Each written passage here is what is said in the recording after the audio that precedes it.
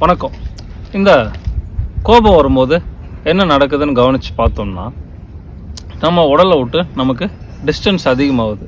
இது எதனாலன்னு கவனிச்சோம்னா, இந்த ஆகாஷ் தன்மை நம்ம உடல்ல இருந்து தூரம் போகுது.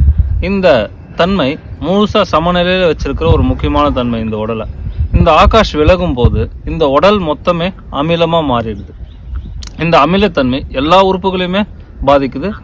முதல்ல இந்த லிவரை பாதிக்குது, அப்புறம் இதனால் எல்லாமே பாதிக்கப்படுது. இப்போ கோபம் வரும்போது என்ன செய்யணும் அப்படின்னு கவனிச்சோம்னா, இந்த மூச்சு ரொம்ப வேகமாக நடக்கும்.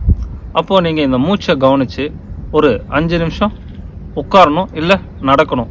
ஏதாவது ஒன்று பண்ணிங்கன்னா இந்த மூச்சு சமநிலை வரும். இந்த சமநிலை வந்த பிறகு நீங்கள் எந்த செயல் செய்யணுமோ அதை செய்யலாம்.